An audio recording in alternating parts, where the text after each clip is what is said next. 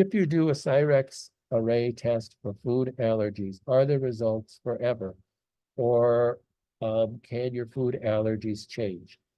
Um, so I think I answered that, but I'll answer it again. No, they're not forever. Your food allergies can change. So when you do a Cyrex 10, let's say, some can change for the better, meaning they will go back into normal range, and then you'll have, and that would be all great.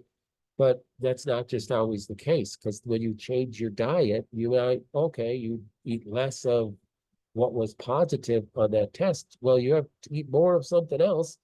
And the truth is, it's not even if you don't eat more of something else, it's because you have a damaged gut. That's why you have the antibodies in the first place.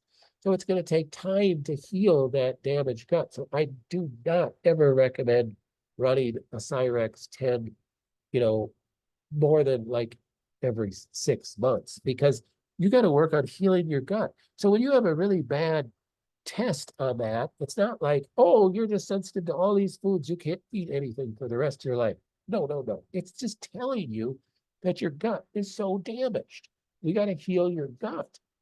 So I've had people that had irritable bowel syndrome or Crohn's disease, and they tested, I mean, like everything was, it wasn't like what you're sensitive to. It's like, let's count the number of foods that you can eat. So then they would try to eat those foods, but if you're not healing the gut and calming that down and calming the immune response down, you're never going to get this person better. So remember, if you already have self-antibodies, like in the case of Crohn's disease, they have antibodies to GI tissue, so they have an autoimmune attack on their epithelial cells. It's many different antibodies to different GI tissues you can have, but let's say it's the epithelial cells that line the gut. And every time you cause an inflammation in the gut, you're going to cause, more destruction of self-tissue. So you have to decrease that cause of inflammation. So it's essential that these people do a Cyrex 10 to know one of the things that I really need to cut out for a period of time while I'm trying to heal the gut.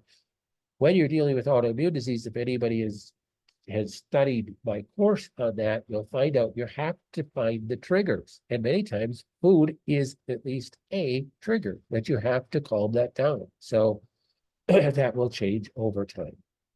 The more you can heal the gut, the more that you can make permanent changes for the better.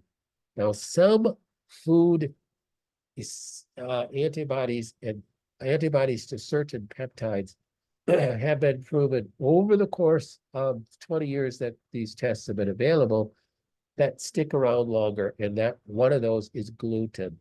So, but I've seen gluten antibodies go back to normal, and I've seen people that have sworn up and down that they don't eat one speck of gluten, and they look at all cross reactants and such, and they still have gluten antibodies 5 years after their initial test.